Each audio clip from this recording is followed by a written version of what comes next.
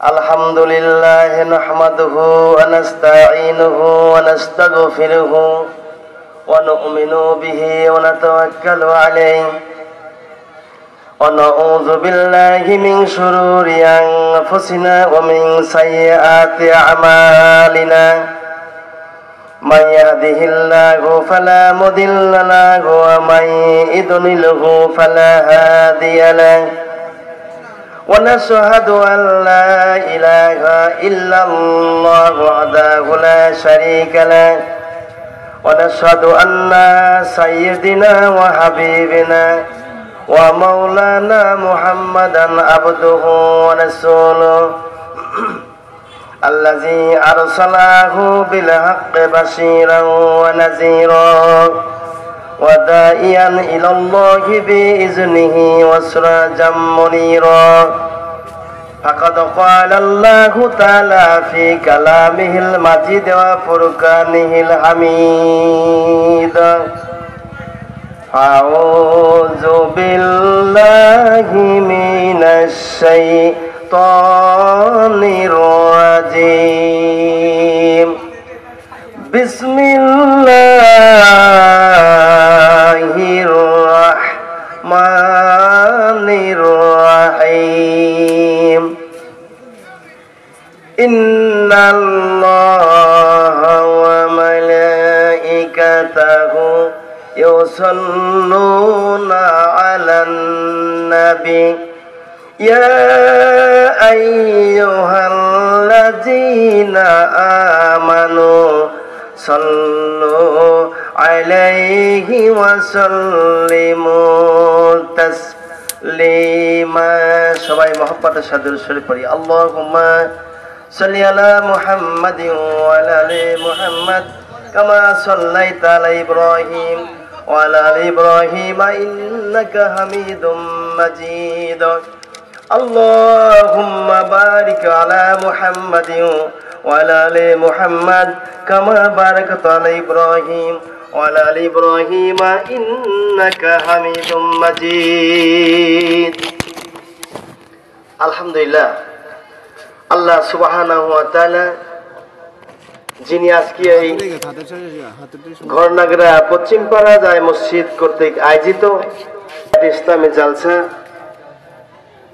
এই মাহফিলে যে আমরা আসতে পেরে নিজেকে ধন্য মনে করেছি সুবহানাহু ওয়া তাআলার দরবারে শুকরিয়া আদায় করি এই মাহফিলে আসার জন্য বলছি আলহামদুলিল্লাহ মহব্বতের সাথে পড়ি আলহামদুলিল্লাহ আজকের এই মাহফিল শুধুমাত্র কোরআনের মাহফিল কোরআন থেকে আলোচনা হবে ইনশাআল্লাহ আল্লাহ তৌফিক দান করলে আল্লাহ সুবহানাহু ওয়া তাআলা পবিত্র কোরআনে কারিমার মধ্যে জানিয়েছেন বিসমিল্লাহির রাহমানির রাহিম ওয়াত-তিনি ওয়াজ-যাইতুন ওয়া তুরি সিনিন ওয়া হাযাল বালাদিল আমিন লাকাদ খালাকনাল ইনসানা ফি আহসানি তাকওয়িম আল্লাহ রাব্বুল আলামিন পবিত্র কোরআনে কারিমার মধ্যে জানিয়েছেন চারটি জিনিসের কসম করে আল্লাহ বললেন ওয়াত-তিন ওয়াজ-যাইতুন তুর এবং জয়তুনের কসম করে আমি আল্লাহ বলছি ওয়া তুরি সিনিন সিনাই পর্বতের কসম করে আমি আল্লাহ বলছি ওয়া হাযাল বালাদিল আমিন পবিত্র মক্কা নগরী তার কসম করে আমি আল্লাহ বলছি লাকাদ খালাকনাল ইনসানা ফি আহসানি তাকওয়িম আল্লাহ রাব্বুল আলামিন বলেন আমি আল্লাহ মানুষকে সুন্দর করে বানিয়েছি সুন্দর করে সাজিয়েছি গুছিয়ে আমি আল্লাহ সাজিয়েছি মানুষদেরকে এই মানুষের উপরে আল্লাহ পাক অনেকগুলি দায়িত্ব দিয়েছেন যেই দায়িত্বের কথা কোরআনে কারিমার মধ্যে আল্লাহ রাব্বুল আলামিন জানিয়েছেন পবিত্র কোরআনে আল্লাহ বলেন ওয়ামা খালাকুতুল জিন্না ওয়াল ইনসা ইল্লা লিয়াবুদুন আল্লাহ রাব্বুল আলামিন বলেন আমি রাব্বুল আলামিন এই দুনিয়ায় মানুষকে খামাখায় তৈরি করেনি, খামাখায় সৃষ্টি করেনি। ওমা খালাকতুল জিন্না ওয়াল ইনসা ইল্লা লিয়াবুদুন। জিন আর মানুষ এই দুইটা জাতিকে আমি আল্লাহ আমার দায়িত্ব গোলামি করার জন্য আমি আল্লাহ বানিয়েছি। অন্য কোন কারণে আমি আল্লাহ মানব জাতিকে দুনিয়ার উপরে পাঠা দেই নাই। সুতরাং আল্লাহ রাব্বুল আলামিন যে কথা কোরআনে কারিমের মধ্যে জানিয়েছেন, এই কোরআনে কারিমাকে ভয় করে নবীজির একজন খাঁটি উম্মত হিসাবে যিনি দায়িত্ব পালন করেছেন, মিশরের এক কুতুব যার নাম আমরা অনেকেই জানি, আল্লামা সাইয়্যিদ কুতুব শহীদ রহমাতুল্লাহ আলাইহি, মিশরের জামাল নসর। তিনি ছিল জালেম শাসক, জালেম সরকার। এই জালেম শাসক, জালেম সরকার আল্লামা শহীদ সাইয়্যিদ কুতুব রহমাতুল্লাহ আলাইহিকে জেলখানার মধ্যে বন্দী করলো। এরপরে ক্ষুধার্ত কুকুর জেলখানার ভিতরে ছেড়ে দিল। মিশরের জামাল নসর জেলার সাহেবকে বলছে, জেলার সাহেব আপনি জেলখানার ভিতরে সাইয়্যিদ কুতুবকে ঢুকায় দেন আর ক্ষুধার্ত কুকুরকে তার কাছে লেলায় দিন। সাইয়্যিদ কুতুব রহমাহুল্লাহকে জেলের ভিতরে যখন রেখে দিল, এরপরে ক্ষুধার্ত কুকুর দিয়ে ভিতরে ছেড়ে দিল। উদ্দেশ্য ছিল ক্ষুধার্ত কুকুর যাতে আল্লামা শহীদ সাইয়্যিদ রহমাহুল্লাহকে কামড়ে খেয়ে শেষ করে ফেলে দেয়, জন্য ক্ষুধার্ত কুকুর দিয়েছিল। আল্লাহ রাব্বুল আলামিন তার মাহবুব এই বন্ধুকে হেফাজত করলেন কিভাবে করে? জেলাকে যখন কুকুর ভিতরে ঢুকায় দিয়ে কয়েক ঘন্টা পরে মিশরের জালেম শাসক জামাল নসর বলল, দেখো তো দেখি জেলার সাহেব কুকুরের সঙ্গে কুকুর কি রূপ আচরণ করেছে। ভিতরে ঢুকার পরে দেখে আল্লাহর ওলি শহীদ সাইয়্যিদ কুতুব রহমাতুল্লাহ আলাইহি সিজদায় পড়ে আছে আর তাকে কুকুর পাহারা দিচ্ছে, তাকে খেপা কুকুর পাহারা দিচ্ছে। এই দৃশ্য দেখে জেলার এসে বলছে, জাহাপানা আমি নজর করে দেখতে পেলাম সাইয়্যিদ কুতুব যখন সিজদায় পড়ে আছে আর এই ক্ষুধার্ত কুকুর ছেড়ে দিয়েছিলাম, ওই কুকুর তাকে দাঁড়িয়ে দাঁড়িয়ে পাহারা দিচ্ছে। তিনি সিজদায় লুটিয়ে আল্লাহর ডাকতেছেন সুবহানাল্লাহ। যুগে যুগে যত নমরুদ ফেরাউন জালেম শাসক এসেছে, প্রত্যেক নমরুদ ফেরাউন জালেম শাসক তারা একমাত্র কোরআনের বিরোধিতা করেছে, নবীজির হাদিসের বিরোধিতা করেছে। আর তারা ইসলামকে মানে নাই, মুসলমানের ভেষ ধরে। যেরকম কিছু মানুষ আছে মুসল্লি সেজে মসজিদ থেকে চুরি করে, ডাকাতি করে, ছিনতাই করে, রাহাজানি করে। আজকাল দেখেন লিফটের ভিতরেও চুরি হয়, ডাকাতি হচ্ছে। লিফটে 10 তলা 15 তলা লিফটে, সেখানেও চুরি ডাকাতি হচ্ছে। আমি নিজে তার বাস্তব প্রমাণ। আমার ভাইরা, জালেম শাসক যখন দেশ চালাবে, আল্লাহ রাব্বুল আলামিন জালেম শাসনের মাধ্যমেই যারা ইমানদার দিনা তাদের পরীক্ষা করেন। এই পরীক্ষা যারা উত্তীর্ণ হতে পারবেন তারাই হলো মুমিন, তারাই হলো আল্লাহর খাস বান্দা, আল্লাহ রাব্বুল আলামিন মেহমান। কয়দিন এমন হয়েছিল এই দেশে, আমার দেশে শুধু মূর্তি আর মূর্তি, মূর্তি চতুর্দিকে মূর্তি, যেখানে থাকে সেখানেই মূর্তি, চতুর্দিকে মূর্তি আর মূর্তি। থাল বাটি কিনবেন তার উপরে মূর্তির ছবি, রাস্তাঘাটে হাঁটবেন সেখানে মূর্তির ছবি, পোস্টারের উপরে মূর্তির ছবি, সব জায়গায় মূর্তির ছবি টানানো ছিল। সেদিন আমি মাঝে মধ্যে বলি, নেতা যখন নেতৃত্ব দেয়, জালেম শাসক হলে পরে তার যারা ভক্ত মরিদান আছে এরা সবাই নেতার ছবি ঘরের মধ্যে টানিয়ে রাখে, অথচ সে রাজনীতির আও বোঝে না, বা বোঝে না। এই জন্য মাঝে মধ্যে বলি, আমগো দেশটা ভইরা গেছে টিভি সিনেমায়, আমগা দেশটা ভইরা গেছে টিভি সিনেমায়। পুরা জোয়ান নারী পুরুষ সবাই মিলে চাই রে বাবা, পুরা জোয়ান নারী পুরুষ সবাই মিলে চাই। নুনান টিজার পান্তা পুরাই হেতার ঘরেও টিভি, রাজনীতিরও রাজ বোঝে না, হেতার ঘরে আবার নেতাজিরও ছবি। আমাদের এই অবস্থা হয়েছে। সেদিন আল্লাহ রাব্বুল আলামিন জানিয়েছেন, সূরা ইয়াতিনের ভিতরে বলেছেন আমি আল্লাহ রাব্বুল আলামিন মানুষকে খামাখাইয়ে বানাই নাই, খামাখাইয়ে আমি আল্লাহ তৈরি করিনি। লাকাদ খালাকনাল ইনসানা ফি আহসানি তাকওয়িম। আল্লাহু আকবার। আল্লাহ রাব্বুল আলামিন বলেন দুনিয়ার মানুষেরা শুনে রেখে দাও, জেনে রেখে দাও, আল্লাহ রাব্বুল আলামিন মানুষকে সুন্দর করে বানিয়েছেন।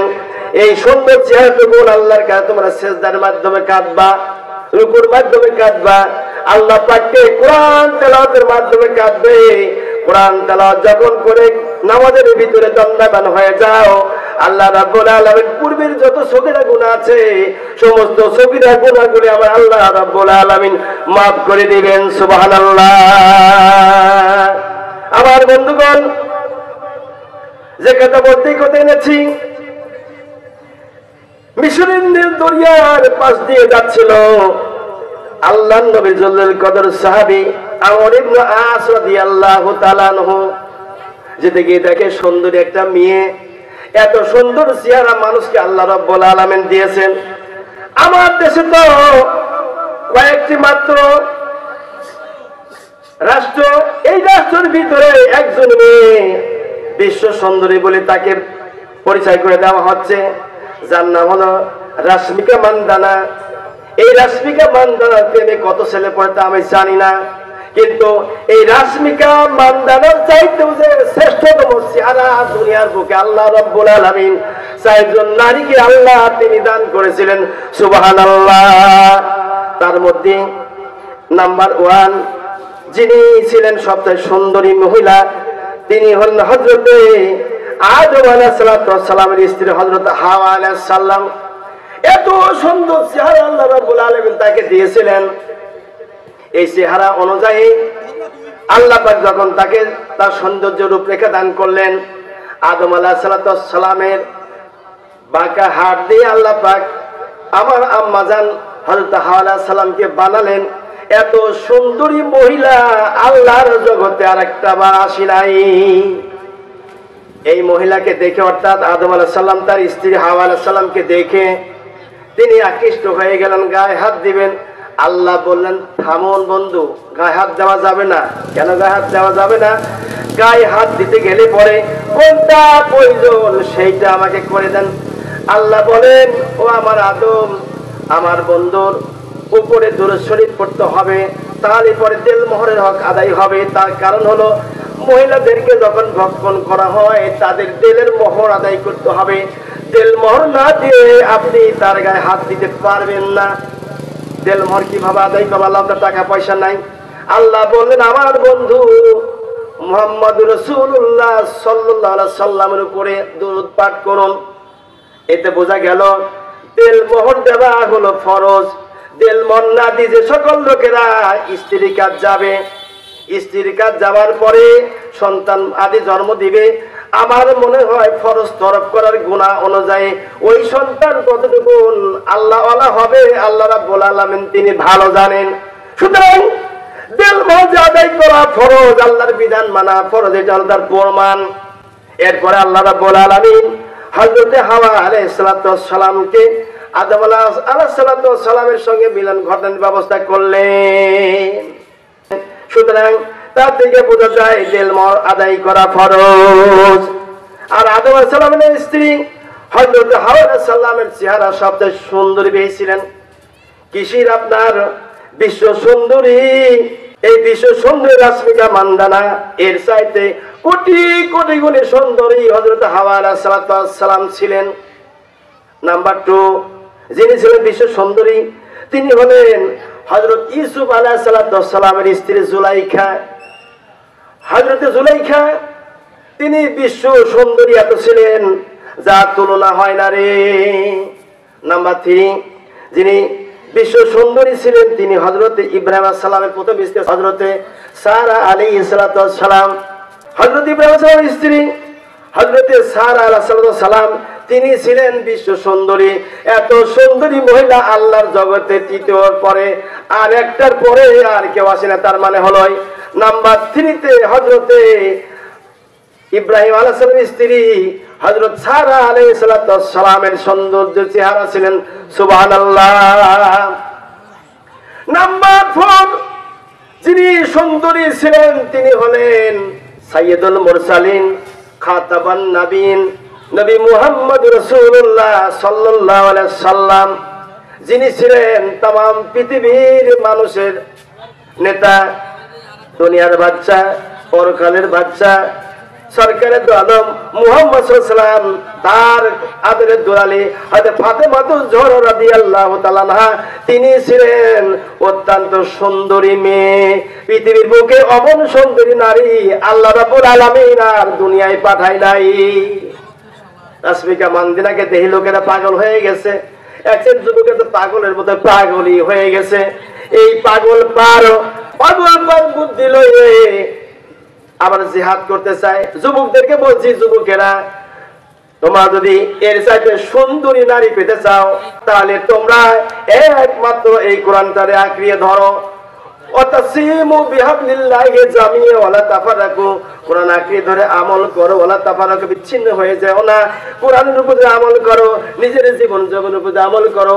আল্লাহ রাব্বুল আলামিন তোমাদের গুনাহগুলো maaf করে জান্নাতি মেহমান বানায় দেবেন। একটু জিকির করি লা ইলাহা ইল্লাল্লাহ,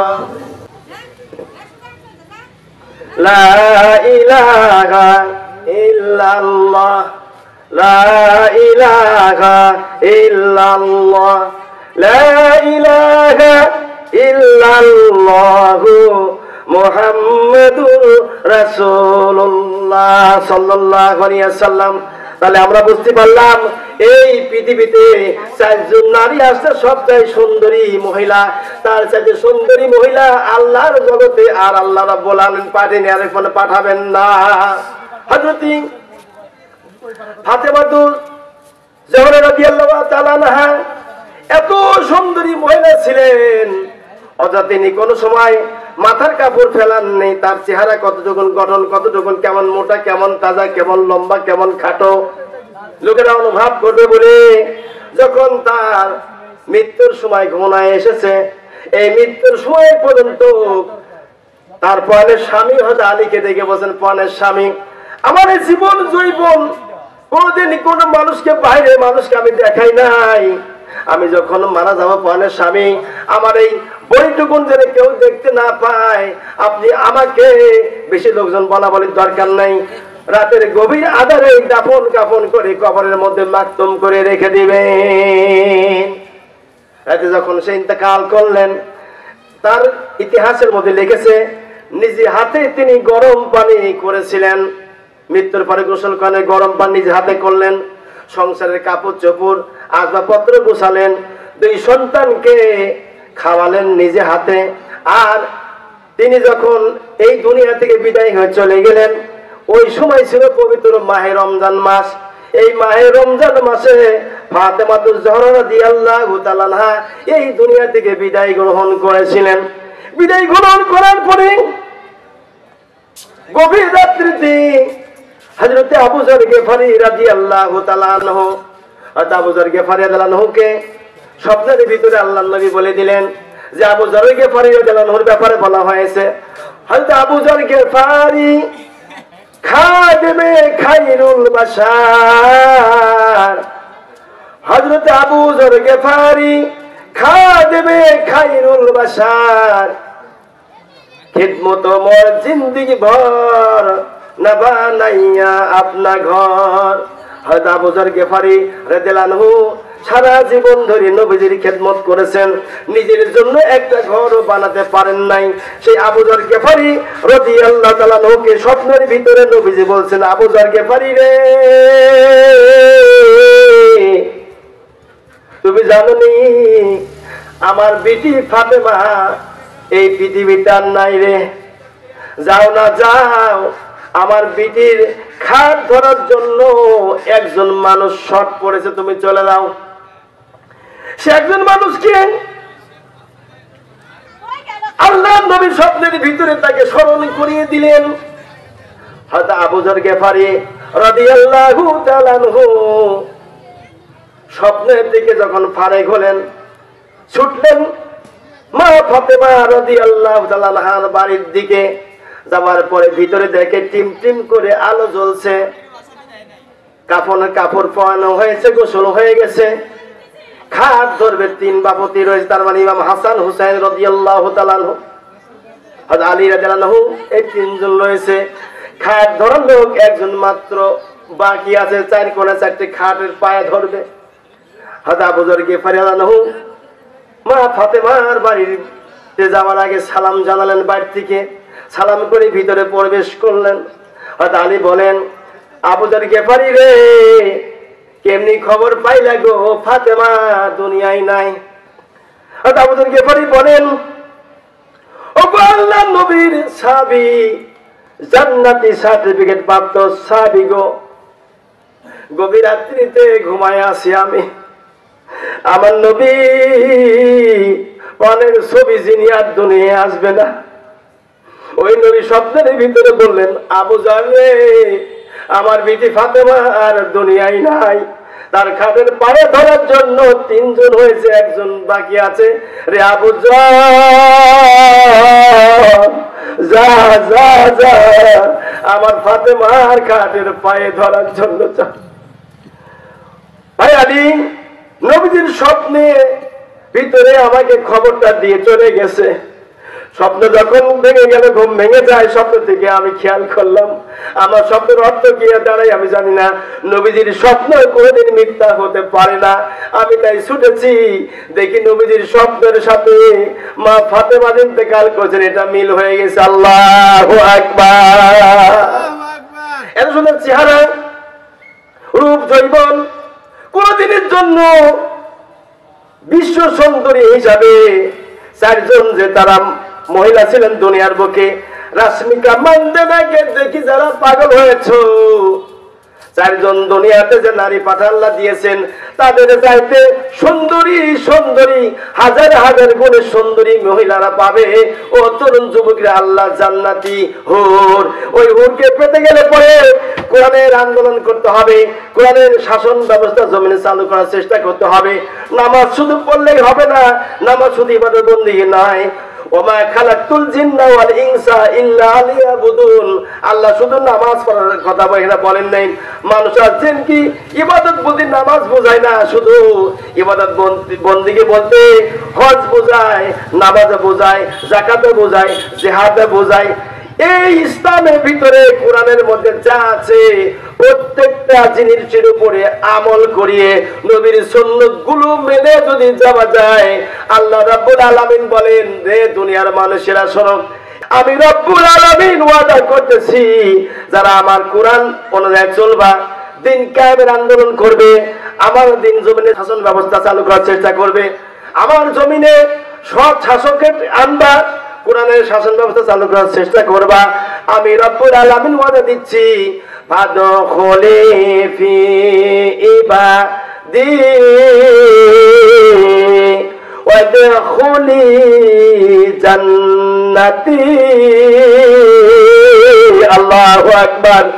আল্লাহ পাক বলেন, আমি রব্বুল আলামিন এই তামাম পৃথিবী জোড়ায় এরকম 10টি পৃথিবীর সমান একটি জান্নাত হবে, ছোট জান্নাত। পৃথিবীর 10টি পৃথিবীর সমান একটি জান্নাত হবে, ছোট জান্নাত। ওই জান্নাতের মালিক তোমাকে বানায় দেব, যদি কোরআন অনুযায়ী তুমি জীবন গঠন করতে পারো, কোরআন অনুযায়ী যদি তুমি শাসন ব্যবস্থা চালু করার জন্য একজন ভালো শাসক আনতে পারো, আমি আল্লাহ রাব্বুল আলামিন ওয়াদা দিলাম তাদের জন্য আমার জান্নাত বরাদ্দ করেছি। সুবহানাল্লাহ। আরে জান্নাতের ভিতরে কি পাবা? আয়না নামে একটা হুর পাবা, যেই হুরের ব্যাপারে কোরআন কারিমের মধ্যে এসেছে, জান্নাতের ব্যাপারে যতগুলো হুর গেলেমান রয়েছে তাদের ব্যাপারে আল্লাহ রাব্বুল আলামিন জানিয়েছেন। আল্লাহ রাব্বুল আলামিন বলেন, এই দুনিয়াতে যত হুর গেলেমানের ব্যাপারে বলা হয়েছে, তাদের মধ্যে একটি মাত্র হুর রয়েছে, তার নাম হলো আয়না হুর। কি হুর? আয়না হুর। এই আয়না হুরের চেহারা এত সুন্দর হবে, এত মধুর হবে, এত বড় হবে যে আয়না নামক হুরের চেহারা এরকম হবে। হাদিসের মধ্যে এসেছে, আয়না নামক হুরকে যখন যে যুবকের জন্য আল্লাহ পাক বাজেট করবেন, ওই যুবক যখন আয়না নামক হুরের কাজ যেতে যাবে, দেখা যাবে যেন 70,000 পর্দা দিয়ে তাকে ঢাকা আছে। কত হাজার? 70,000 পর্দা দিয়ে ঢাকা আছে। এরপরে 70,000 পর্দা তখন ভেদ করে যাবে, মনে করবে সামনেই বোধ হয় আয়না হুর না, সামনে যায় দেখে যায় তার খাদেমা রয়েছে, এত সুন্দরী সুন্দরী খাদেমা রয়েছে যে খাদেমার দিকে তাকালে যুবকেরা মনে করবে এইটাই বোধ হয় আমার আয়না হুর পেয়ে গেছি। না, ওই খাদেমারা সামনে থাকবে, সেখান থেকে তারা বলবে আমরা আয়না হুর নয়। আর খাদেমারা বলবে ও জান্নাতি হুরেরা শোনো, যিনি আসছে এই যুবক হলো আল্লাহর জান্নাতি হুর, আমাদের আপা আয়না আপা। এই আয়না আপার স্বামী জান্নাতে আসতেছে, মারহাবা। আমার ভাইয়া, এরপরে আয়না আপার জন্য পেরেশান হয়ে যখন যুবক সামনে আগাবে, দেখা যাবে যেন তার সে খাদেমা যা দেখলো, এই খাদেমার চাই তারও সুন্দর চেহারার হুর দেখা যায় সামনে। ভাববে হয়তো এটাই বোধহয় আয়না, না আয়না হুর ওইটা নয়। সেখানে যাওয়ার পরে দেখে যেন যে খাদেমা দেখেছে ওই খাদেমার চাইতে আরো সুন্দরী খাদেমা সামনে রয়েছে, মারহাবা। এরপরে এই আয়না নামক হুর তাকে পাওয়ার আশায় যুবক সামনে আগাবে। আগাইতে আগাইতে সম্মুখে গিয়ে দেখতে পাবে 70,000 নূরের পর্দা দিয়ে তাকে ঘিরে রাখা হয়েছে। এরপরে সেখানে গিয়ে দেখতে পাবে এক শ্রেণীর হুরের যে খাদেমারা আছে সেখানে তারা দণ্ডায়মান আছে। এই দণ্ডায়মান কৃত হুরিরা দেখে বলবে, বনিরা রে দেখো তাকাইয়া আয়না আপার স্বামী এসেছে, মারহাবা। স্বামী মানে দুলা ভাই আমাদের এসেছে, তখন তারা আনন্দ করবে, উৎসব করবে। এরপরে আয়না নামক হুরের কাজ পৌঁছাবে। অনেক বড় লম্বা হাদিসটি, ঘটনাটি অনেক বড় ঘটনা, অত যেতে চাই না, আমার সময় কম। হযরত রাসূল কারীম সাল্লাল্লাহু আলাইহি সাল্লাম বলেন, আয়না হুরের কাজ অত্যন্ত পেরেশান হয়ে পৌঁছাবে যখন দেখতে পাবে এত সুন্দর চেহারা যা পৃথিবীর কোন মানুষ এই কানে শুধু শুনেছে কিন্তু বিশ্বাসে আনতে পারি নাই। যখন পাবে হুটটি, ওই রকম হুটটা আল্লাহর জগতে যদি একবার ছেড়ে দেওয়া হতো, দুনিয়ার মানুষেরা খাওয়া দাওয়া সবকিছু বাদ দিয়ে তার দিকে চেয়ে থাকতো। আর এমন একটা হুর আল্লাহ, ও তরুণ যুবকেরা, এই কোরআন যদি আন্দোলন করতে পারো, কোরআনের উপরে আমল করতে পারো, কোরআনের শাসন ব্যবস্থা যদি চালু করতে পারো, আল্লাহ রাব্বুল আলামিন তোমাদের জন্য আল্লাহ পাক ওই হুরের ব্যবস্থা করে রেখে দিয়েছে। এখন বলতে পারো তাহলে হুজুর এত নামি দামি হুর, আয়না হুর, যে হুরের চেহারা দেখা যায় এত সুন্দর, পেটের মধ্যে কি আছে তাও দেখা যাবে, চামড়া এই রকমের গ্লাস সিস্টেমের চামড়া আল্লাহ পাক বানিয়ে দিয়েছেন, সুবহানাল্লাহ। দুনিয়ার স্ত্রীরা কি হবে? আল্লাহ বলেন দুনিয়ার স্ত্রীদের ব্যাপারে তিনি বলেছেন জান্নাতি হুর যেমন হবে তার চাইতে কোন অংশ দুনিয়ার হেতনি পেতনি যারা কালো স্ত্রী, কালো মানুষ, ওরা কম হবে না। আল্লাহ পাক হুরের মতোই তাদের চেহারাও সুন্দর বাড়ায় দিবে। বলি মারহাবা, আল্লাহু আকবার, আল্লাহু আকবার। আমার ভাইরা, সেজন্য আল্লাহ রাব্বুল আলামিন এই পৃথিবীর মানুষকে সুন্দর করে বানিয়েছেন। এইটি ঘটনা বলি আমি আলোচনা শেষ করতে যাব। আল্লাহ রাব্বুল আলামিন পৃথিবীর মানুষকে সুন্দর করে বানিয়েছেন। যে কথা বলতেছিলাম, লাকাদ খালাকুনাল ইনসানা ফি আহসানি তাকওয়িম। এই সুন্দরকৃত মানুষ মিশরের নীল দরিয়ার পাড়ে যাচ্ছিল। আমর ইবনে আস রাদিয়াল্লাহু তাআলা আনহু যাওয়ার পরে দেখে নীল দরিয়ার পাশে একটা সুন্দরী মেয়ে, তাকে সাজিয়ে গুজিয়ে দিচ্ছে, গহনা গাটি পড়াইতেছে, সুন্দর করে মেকআপ করতেছে, কিন্তু মেয়েটি অনর্বতল কেঁদে যাচ্ছে। জিজ্ঞাসা করা হলো এই মেয়েটাকে কাঁদছে কারণটাকে, তোমরা থেকে সাজায় দিচ্ছ, গোছাই দিচ্ছ, কান্নাকাটি করার কারণটা কি আমি জানতে চাই। আমর ইবনে আস রাদিয়াল্লাহু তাআলা আনহু তিনি বলেন, ওগো আল্লাহর বান্দা বান্দিরা, কেন মেয়েটা কাঁদতেছে আর তোমরা সাজাইবা কেন তারা দিচ্ছ, এটা আমি জানতে চাই। লোকেরা বলছে, ওগো প্রতীক, আমরা তো আপনাকে চিনি না, কিন্তু তিনি হলেন মিশরের গভর্নর আমর ইবনে আস রাদিয়াল্লাহু তাআলা আনহু। তিনি বলেন, কেন মেয়েটা কাঁদতেছে আর তোমরাই বা তার সাজায় দিচ্ছ, ব্যাপারটা আমি জানতে চাই। লোকেরা বলতেছে, ও আল্লাহর বান্দা, এই মেয়েটাকে আমরা এই নদীর ভিতরে মঞ্চ তৈরি করা আছে, এই মঞ্চের ভিতরে তাকে বসায় দেব। কেন বসায় দিবে? সেখানে এই জন্য বসায় দিই, প্রতি বছরে মিশরের নীল দরিয়ার পানি এসে মানুষের ফসল আদি নষ্ট করে ফেলে দেয়। আমরা যখন মান্যত করলাম রে মিশরের নীল দরিয়া, প্রতি বছরে তোমার ভিতরে একজন করে আমরা সুন্দরী মহিলা সাজায় সাজায় দেব। সুন্দরী রূপবতী গুণবতী মহিলা, যে মহিলাটি সবচেয়ে সুন্দরী বেশি, অমন সুন্দরী মেয়েকে তোমার ভিতরে দিয়ে যাব প্রতি বছরে। খবরদার তুমি আর আমাদের মিশরের নীল দরিয়ার পানি এই মানুষের ফসল আদি নষ্ট করতে পারবে না। যখন আমরা মান্যত করেছি, মান্যত অনুযায়ী আমরা প্রতি বছর একটি করে মেয়ে দিই।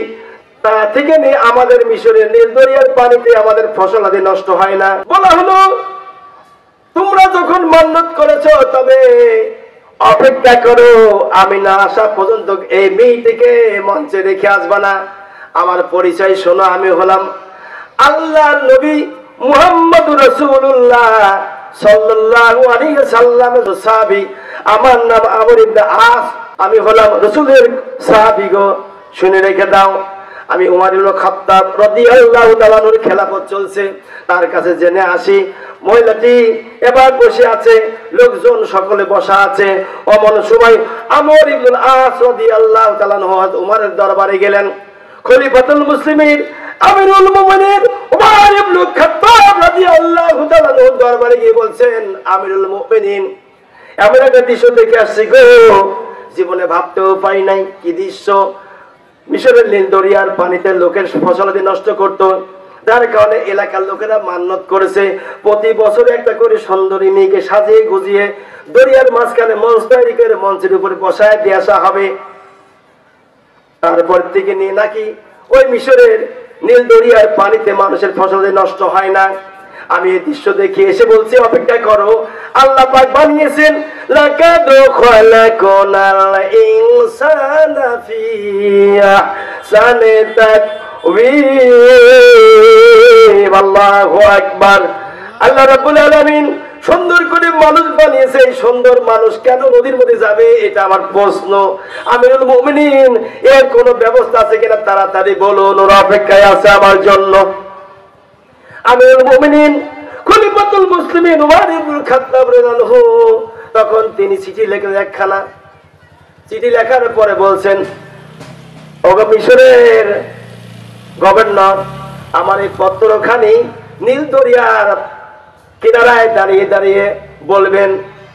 পত্রে লেখা ছিল, রে মিশরের নীল দরিয়া শোন, আমি উমর ইবনে খাত্তাব আল্লাহর নবীর জলিল কদর সাহাবী বলতেছি, তোকে যে আল্লাহ সৃষ্টি করেছে, আমি উমর, আমাকে আল্লাহ ওই আল্লাহই তৈরি করেছেন। তবে হ্যাঁ, তোদের চাইতে সুন্দর চেহারা দিয়ে সুন্দর করে আল্লাহ রাব্বুল আলামিন আমাদেরকে বানিয়েছেন। তার প্রমাণ সূরা ৩-এর মধ্যে আল্লাহ পাক জানিয়েছেন, লাকাদ খালাকনাল ইনসানা ফি আহসানি তাকওয়িম। এত সুন্দর করে বানিয়েছে, এত সুন্দর করে সাজিয়েছে। অতএব মিশরের নীল দরিয়া রে, খবরদার খবরদার বেয়াদবি করিস না। যদি বেয়াদবি করি, মিশরের মানুষের ফসল নষ্ট করিস, কাল কিয়ামতের দিন আমি আল্লাহর নবীর সাহাবী তোকে আসামির কাঠগড়ায় দাঁড়া করে দিব।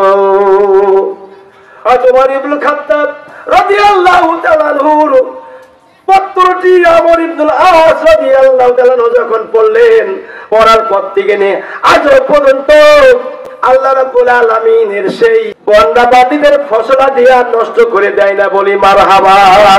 এটা জানার পরে, বুঝার পরেও ভারতের দালালেরা, পাঁচটা গোলামেরা ওদেরকে বলতে চায় এবং মোদিকে বলতে চায়, মোদি দাদা ভালো করে কান লাগায় শোনো, ভারতের বুকে তুমি মুসলমানদের মসজিদ ভাঙছো, মুসলমানদের মধ্যে আগুন দিচ্ছ, মুসলমানদের অত্যাচার করে জুলুম করতেছো। মুসলমান যদি আগুন দেওয়া বন্ধ করতে যায়, তুমি তাদেরকে গুলি করে নির্দেশ দিয়েছো, পুলিশ বাহিনীকে লাগা লীলায় দিয়েছো, তোমার কুত্তা বাহিনী লীলায় দিয়েছো। মনে রেখে দিও, ভারতের বুকে আল্লাহর দিন একদিন বিজয় হবে। নবীজি বলছেন ইসলামের বিজয় হবে, ভারতের সাথে আমার মুসলমানদের যুদ্ধ হবে, ভারতের সঙ্গে মুসলমানদের লড়াই হবে, যুদ্ধ হবে। ওই যুদ্ধের ময়দানে মুসলমানদের টিকে থাকতে হবে। টিকিয়ে থাকতে গেলে দরকার হলো কোরআনের। কি দরকার? কোরআনের।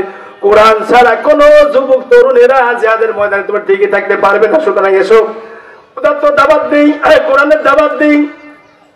যে সকল নেতারা দাঁড়িয়ে পেশাব করে, তোমাদের নামাজের কথা বলে না, রোজার কথা বলে না, হজের কথা বলে না, যাকাতের কথা বলে না, ওইসব নেতার মুখে থুতু নিক্ষেপ করিয়ে বের হয়ে চলে আসো কোরআনের পথে। এই কোরআন যারা দাওয়াত দেয়, কোরআন যারা পরিচিত করতেছে, ওই নেতাদের ধরো। আল্লাহ রাব্বুল আলামিন তোমাদের জন্য জান্নাত দিয়ে দিবেন বলে মারহাবা।